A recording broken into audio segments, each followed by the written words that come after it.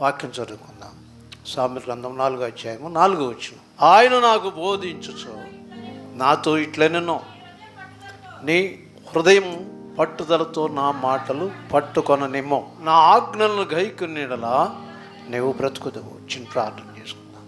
జీవము కలిగిన తండ్రి, మీకు వందనాలు. నేను తిరుమల కొద్ది నిమిషాలు పరిశుద్ధమైన నీ మాటలు ప్రియ సహవాస సంఘానికి వినిపిస్తూ ఉండగా తగిన రీతిలో ఈరోజు సిద్ధపరిచిన నీ మాటలు వినిపించండి. యేసుక్రీస్తును ప్రార్థిస్తున్నాము తండ్రి, ఆమేన్. హల్లెలూయా. ప్రియమైన దేవుని బిడ్డలారా, ఒక చక్కని పదాన్ని మనం ఇక్కడ చదువుకున్నాం. ఆయన నాకు బోధించుచు నాతో ఇట్లెనను. నేను చక్కని మాట అది. ఏమండి, ఆయన నాకు బోధించుచు నాతో ఇట్లెనను. ఆయన అంటే దేవుడు. ఏమని చెప్తున్నాడు అని చెప్పంటే, ప్రియా దేవుని బిడ్డలారా, నీ హృదయమును పట్టుదలతో నా మాటలను పట్టుకొననిమ్మో అని చక్కని మాట. నీ హృదయమును పట్టుదలతో నా మాటలను పట్టుకొననిమ్మో. నిజంగాను ప్రియా దేవుని పిల్లరా, ఎన్ని మాటలైనా మనం ఖచ్చితంగా పట్టుకోగలుగుతాం, కానీ దేవుని మాటలో మనం ఇవాళ ఏం వాక్యం చెప్పారు అని చెప్పంటే అది చెప్పడానికి మనం, ఎందుకంటే ఇక్కడ అంతగా నేర్చుకోలేదు కనుక చెప్పలేము మనం మళ్ళీ తిరిగి. వాక్యంలో ప్రభువైన దేవుడు చెప్పున ప్రత్యేకమైన మాట ఏంటంటే, పట్టుదల కలిగింది హృదయం అన్నమాట. మనసులో ఏదైనా పట్టుదల వచ్చింది అనుకోండి, అది చేయకుండా మానని మనుషుడు. ఏమా, మనసులో ఏదైనా చేయాలని చెప్పి ఆలోచన వచ్చిందనుకోండి, అంటే ఈ హృదయంలో అది చేయకుండా మానడం, ఆగిపోవడం అంతే. అది చేయటానికి అది ఏమన్నా అవని కాక సహాయించి చేసేస్తాడు అనమాట. దాన్ని దేవుడు కూడా చక్కని మాట అన్నాడు, పట్టుదల అని అన్నాడు అనమాట. మనసుకు పట్టుదల ఉంటుంది, హృదయానికి పట్టుదల ఉంటుంది. చేయి పనులు పట్టుదలతో చేయాలని చెప్పి ఆసక్తి ఉంటుంది అన్నమాట. అది కలిగించేది హృదయం మాత్రమే. దేవుడు అందుకే హృదయంతోనే మాట్లాడుతున్నాడు అనమాట. నా కుమారుడా అని పిలిచి నీ హృదయమును పట్టుదలతో నా మాటలను పట్టుకొననిమ్మో. ఇంతకీ హృదయం యొక్క పరిస్థితి ఏమై ఉంది అనేటటువంటి దాన్ని వాక్యం ద్వారా మనం చూసుకున్నాం. ఇర్మియా గ్రంథము 17వ అధ్యాయము 9వ వచనం. హృదయము అన్నిటికంటే మోసకరమైనది, అది ఘోరమైన వ్యాధి గలది. హృదయము అన్నిటికంటే మోసకరమైనది, అది ఘోరమైన వ్యాధి గలది, దానిని గ్రహింపగలవాడు ఎవడు అంటాడు. హృదయం ఎలాంటిది అని చెప్పంటే మొట్టమొదట మోసకరమైందంట. మొదటి మాట ఏంటి? మోసకరమైనది. ఎంత మోసం చేసేవరా, నేను శుభ్రంగా నమ్మేశాను నీ మాటలు అంటాడు. ఆ చెప్పింది మనసులోంచే చెప్పాడు. ఇతడు మనస్పూర్వకంగా ఏం చేశాడు? నమ్మాడు. కానీ ఆ మాట చేయలేదనుకోండి, అప్పుడు ఏమంటాడు మనుషుడు? ఏమంటాడు తెలుసా?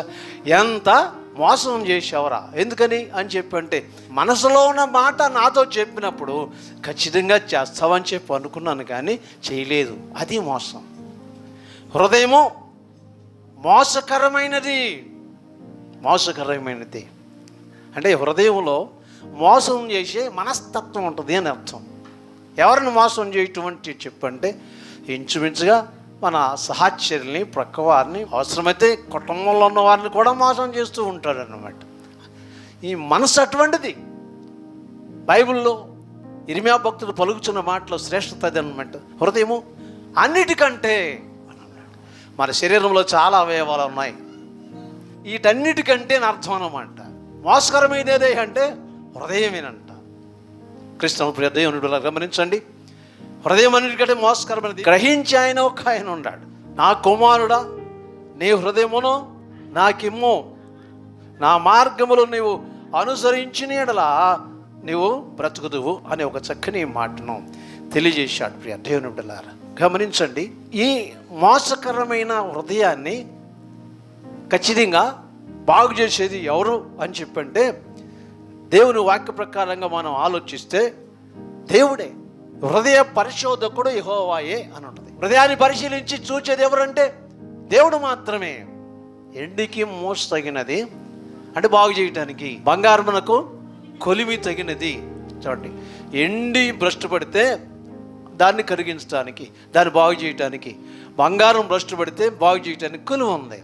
అలాగే హృదయం చెడిపోయింది అనుకోండి, దాన్ని బాగు చేయడం ఎవరు అని చెప్పండి? దేవుడే. హృదయ పరిశోధకుడు యెహోవాయే. అంటే దాన్ని బాగు చేసే ఆ శక్తి ఆయనకు మాత్రమే ఉంది. అందుకు అంటున్నాడు అనమాట ఇందాక చదివిన వాక్యములో, నా కుమారుడా నీ హృదయమును నాకిమ్ము. ఎందుకు నా కుమారుడా నీ హృదయం నాకిమ్ము అని చెప్పి అంటాడంటే, హృదయాన్ని పరిశోధించి దాన్ని బాగు చేయగల శక్తి ఆయనకి మాత్రమే ఉంది.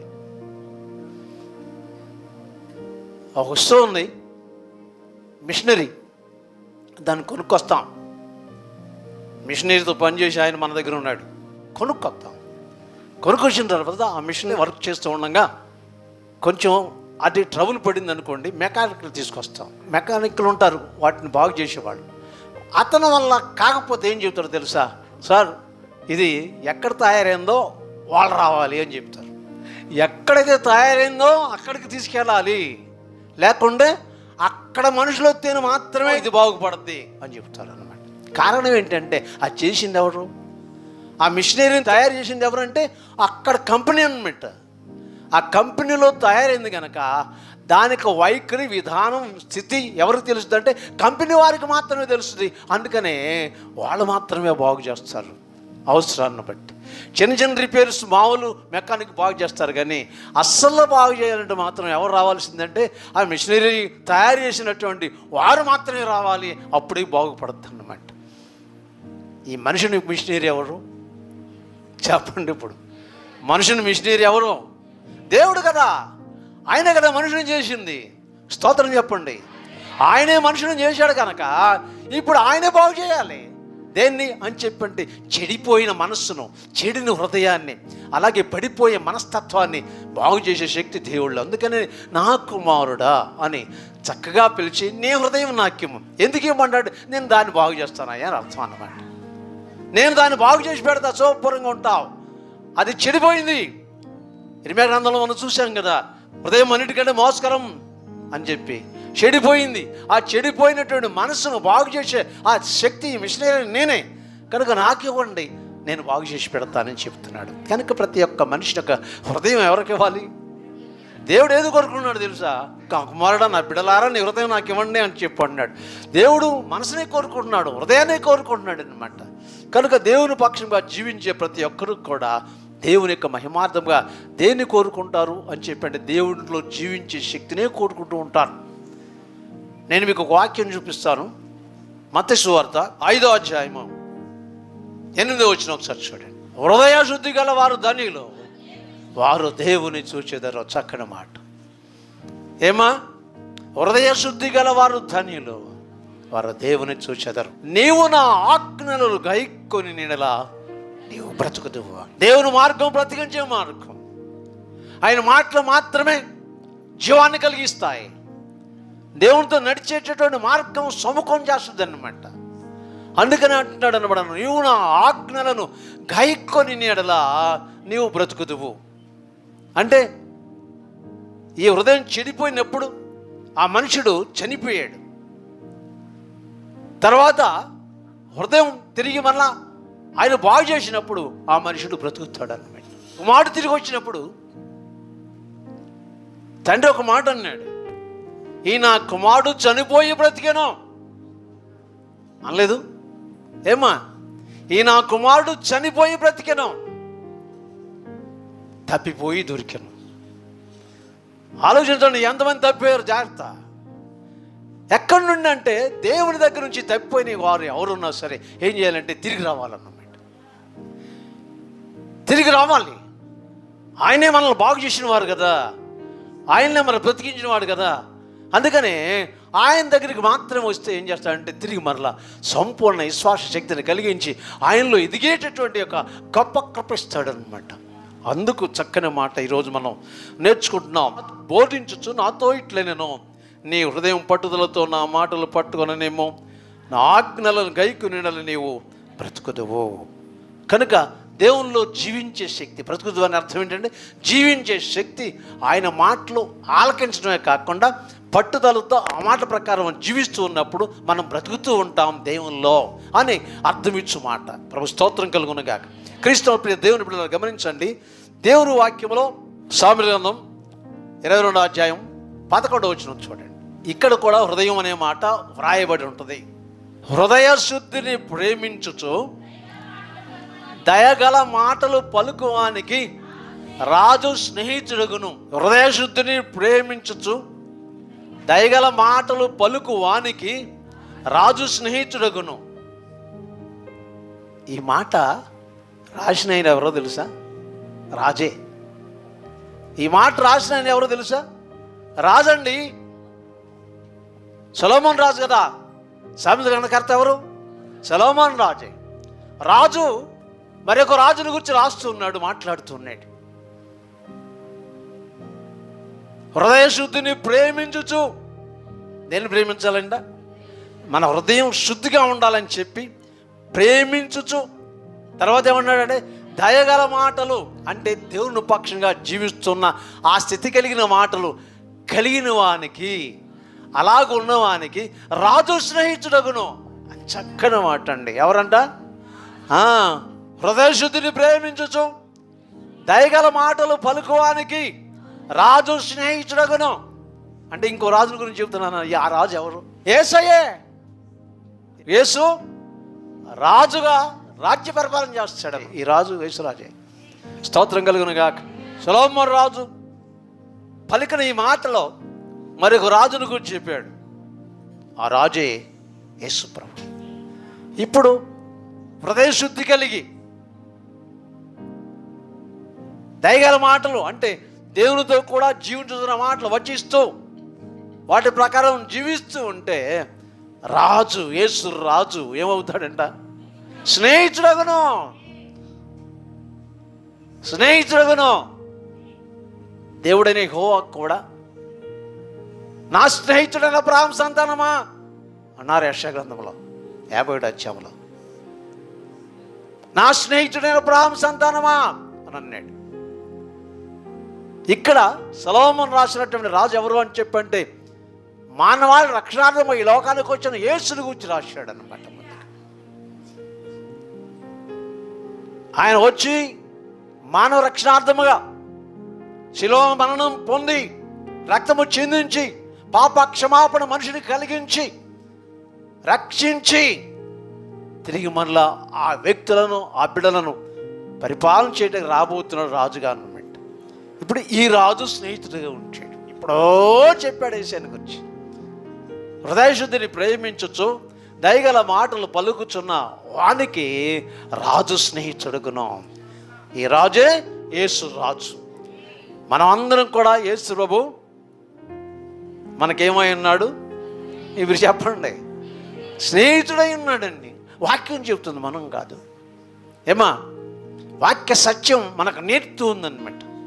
ఏమని అని చెప్పండి, యేసు ప్రభు రాజుగా రాబోతున్నాడు అని చేత హృదయం శుద్ధిగా ఉండి దేవునితో నడుచున్న ప్రతి మనిషికి కూడా రాజుగా వచ్చినటువంటి, రాజుగా రాబోతున్నటువంటి, అలాగే రక్షణ కొరకు రక్షణ సంకల్పం తీసుకొచ్చిన ఆ యేసు రాజు ఖచ్చితంగా స్నేహితుడు. మనందరికీ ప్రభువైనటువంటి యేసుక్రీస్తు ఏమైనాడు? మొట్టమొదటి రక్షకుడు, మనల్ని రక్షించుకున్నవాడు. ఆ తర్వాత ఏమన్నాడు? మనకు స్నేహితుడిగా ఉంటాడంట. విషయం నేను చెప్పగలను. స్నేహితులకి ఎంత ప్రేమ ఉంటుందో. ఏమా స్నేహితులకు ఉన్న ప్రేమ కన్న తల్లిదండ్రులకి, రక్త సంబంధులకి, అన్నదమ్ములకి ఉండదండి. నిజమైన స్నేహితుడు ఎడుగా ప్రేమించును, అవసరాన్ని బట్టి ప్రాణము పెట్టును అని ఉంది. ప్రాణము పెట్టును. నిజమైన స్నేహితుడు ఎడుగా ప్రేమించును, అవసరాన్ని బట్టి ప్రాణము పెట్టును. కనుక నిజమైన స్నేహితుడు నా ప్రభువైనటువంటి యేసు ముందు ఆయన మన కోసం ప్రాణం పెట్టాడు. ఇప్పుడు మనం ఏం చేయాలిక? ఆయనతో కలిసి జీవిస్తూ ఉండాలన్నమాట. రాజు స్నేహితుడు చక్కని మాట. ఈరోజు నేర్చుకున్న వాక్య భాగం, ఆయన నాకు బోధించుచు నాతో ఇట్లా నేను నీ హృదయమును పట్టుదలతో నా మాటలను బ్రతుకొననిమ్ము. ఇది అవసరం. మనుషులకు ఏం అవసరం అంటే దేవుడు వాక్యం నీతో మాట్లాడుచున్నప్పుడు పట్టుదల కలిగి ఇంచూ ఉండాలి, పట్టుదల కలిగి పట్టుకోవాలి, మనసులో నిలుపుకోవాలి, వాటి ప్రకారం జీవించడానికి సిద్ధపడుతూ నడుస్తూ ఉండాలి. పట్టుదలతో నా మాటలు పట్టుకొని నిమ్మో, అలాగే నా ఆజ్ఞలను నీవు గైకొనేలా నీవు బ్రతుకుదు. చక్కని మాట. ఎప్పుడు జీవిస్తూ ఉంటావు అంతే. ఎలాగూ అని చెప్పి శారీరకంగా ఎప్పుడు బ్రతికే ఉంటాం, కానీ ఆత్మీయంగా జీవిస్తూ ఉంటాం. పరమార్థమైన మాట ఇది. మనుషుడు ఎప్పుడు జీవిస్తూ ఉంటాడు ఈ లోకాన్ని విడిచే వరకు. కానీ ఇక్కడ ఉన్న మర్మంతో కూడా మాట ఏంటంటే ప్రియులారా, జీవించుదువు అనే మాట ఏంటంటే ఆత్మీయంగా జీవిస్తూ ఉంటాం అన్నమాట. దేవునితో నడుస్తూ ఉంటాం, దేవుని సాహసం కలిగి ఉంటాం, దేవుణ్ణి కలిగి ఉంటాం, దేవుని యొక్క నామం మహిమార్థంగా జీవిస్తూ ఉండటమే కాకుండా బ్రతుకుతూ ఉంటాం అన్నమాట. నిత్యం బ్రతుకుతూ ఉంటాం వాక్యంతోనన్నమాట. వాక్యం ఎప్పుడు మనం బ్రతికిస్తూ ఉంటుంది. నీ వాక్యం నన్ను బ్రతికించిన బాధలు ఇది నాకు నా మీద కలిగించను అంటే వాక్యం ఎలాగో మనల్ని సేవ చేస్తూ ఉంటుంది అంటే చెప్పంటే మొట్టమొదటిగా జీవింప చేస్తూ ఉంటుంది, బ్రతికిస్తూ ఉంటుంది అన్నమాట. బలపరుస్తూ ఉంటుంది, ఆదరిస్తూ ఉంటుంది, శక్తిని సమకూరుస్తూ ఉంటుంది, అలా నూతనత్వం కలిగిస్తూ ఉంటుంది అనమాట. ఈరోజు వాక్యం అబ్బా ఎంత బాగుందో అనిపిస్తుంది మనసుకి అనమాట. ఈరోజు వాక్యం ఎంత బాగా మాట్లాడారో దేవుడు, చక్కగా అనిపించాడు దేవుడు, హృదయం ఎంత ఉల్లాసంగా ఉందో ఆనందంగా ఉందో అనిపిస్తుంది అనమాట. మనుషును ఉత్తేజపరిచే వాక్యం మాత్రమే. సమృద్ధి హృదయానికి కలిగేది ఏంటో తెలుసా అండి? ఎంత తిన్నా కలదు, కానీ వాక్యం ఎంత తింటే సమృద్ధిగా ఉంటుంది హృదయం. వాక్యం ఎంత తింటే అంత సమృద్ధిగా ఉంటుంది. దేవుని స్తోత్రం. క్రీస్తు ప్రియ దేవుని బిడ్డలారా గమనించండి, వాక్య పరిచర్య సమయంలో నేను ఒక వాక్యం 1 సంవత్సరం చెబుతూ ఉన్న కాలంలో చాలా లేదని మానేసి ఆ కాలంలో చాలా సంవత్సరాలు చెప్పాను. అవన్నీ ఒక పుస్తకం ఉంది నా దగ్గర. ఒక్కొక్క వాక్యాన్ని 1 సంవత్సరం అంటే 54 వారాలు చెప్తూ ఉండేవాడిని. ఆదివారం అదే వాక్యం. ఎంత ఆశిస్తూ పరిగెత్తుకొచ్చేవాళ్ళం. వాక్యము ఈరోజు ఏం మాట్లాడబోతున్నాడో అయ్యగారు అని చెప్పి బ్రతికించే వాక్యం అది, దేవుని నామను బట్టి. అందుకనే దేవుని వాక్యములో మన ఆజ్ఞలను గాయకొనిలా నీవు బ్రతుకుదు. కిందకి వెళ్ళేసరికి జ్ఞానం సంపాదించుకున్నాము, బుద్ధి సంపాదించుకున్నాము, చక్కని మాటలు చెప్పాడు. సంపాదన అంతా ఏం కావాలంటే ఈ లోక సంబంధం మన గురించి చెప్పలేదు అక్కడ. జ్ఞానం సంపాదించుకో, బుద్ధి సంపాదించుకో, ఏ విధంగా బ్రతికిస్తూ, ఏ విధంగా నడిపిస్తూ ఉంటాయి, ఏ విధంగా మన కాపలా కాస్తూ ఉంటాయి అని కింద మాటలు ఉన్నాయన్నమాట. ఈరోజు నేర్చుకున్న వాక్య భాగం. హృదయం మోసకరమైన దాన్ని ప్రభు మార్చాడు. దేవుని బిడ్డగా జీవించే కృపించాడు, ఆయనతో కలిసి నడిచే కృపించాడు. ఇప్పుడు ఆయన మనకేమై ఉన్నాడు అంటే రక్షించుకుని ఆయన మనకు ఏమై ఉన్నాడు ఆఖరికి చెప్పాం, స్నేహితుడు. ఏమా? హృదయశుద్ధిని ప్రేమించచ్చు, దయగల మాటలు పలుకు వానికి రాజు స్నేహితుడుగును. యేసు ప్రభు వారు మనకేమై ఉన్నాడు అని చెప్పంటే రక్షకుడు అయినాడు, రక్షించాడు. ఇప్పుడు మనకు ఆయన చక్కని స్నేహితుడిగా ముందుకు నడిపిస్తూ ఉన్నాడు అనమాట. స్నేహితుడు నడవలేప్పుడు ఏం చేస్తాడు తెలుసా? చేయి పట్టుకుని నడిపిస్తూ ఉంటాడు కదా. ఇప్పుడు యేసు మనకేమైనాడని చెప్పాను, మన చేయి పట్టుకుని నడిపిస్తూ ఉంటాడు అంత. అది మాత్రం నమ్మండి. యేసు ప్రభు మన చేయి పట్టుకుని నడిపిస్తూ ఉంటాడు. కారణం ఏంటంటే ఆయన స్నేహితుడే ఉన్నాడు కనుక. నేను ప్రార్థన చేసుకున్నాం, ఆకరించండి. జీవము కలిగిన ప్రియ పరలోకపు తండ్రి, కొద్ది నిమిషాలు నీ మాటలు మేము వినగలిగాం. నా కుమారుడా, పట్టుదలతో నా మాటలు పట్టుకొని, నా మాటలను పట్టుకొని రేవు బ్రతుకుతూ అని నీ యొక్క మాటలు మేము నేర్చుకున్నాం కనుక మీ యొక్క మహిమార్థమా బ్రతుకుల జీవితాలని నీతో కలిసి జీవించేటటువంటి మనసులు మార్చి మమ్మల్ని నడిపించావు కనుక మా హృదయంలో మీరే ఉన్నారు, మా మనసులో మీరే ఉన్నారు, మమ్మల్ని నడిపించేది కూడా మీరే. ఆఖరి మాటలో రాజు స్నేహితుడుగా నిన్న మాట నీ కుమారుడు పలికాడు నాయన, మీరే రాజు, మాకు స్నేహితుడు. అలాగే మమ్మల్ని నడిపిస్తూ ఉండండి, బలపరుస్తూ ఉండండి, ఆదరిస్తూ ఉండండి, హక్కును చేర్చుకోండి. శారీరక బాధ బలహీనతలు ఉన్న వారిని దర్శించి ముట్టి స్వస్థపరిచి నీ శక్తి ద్వారా బలపరచమని కోరుకుంటున్నాం. ఉదయకాల దీవెన దయచేయి. యేసుక్రీస్తును ప్రార్థించి వేడుకొనుచున్నాము తండ్రి. మన ప్రభువైన యేసుక్రీస్తు కృప, తండ్రి దేవుని ప్రేమ, పరిశుద్ధాత్మ దేవుని సాహసాన్ని మనకును ప్రభువును ప్రేమించుటకు సదా తోడి ఉండి నడిపించును గాక. ఆమేన్.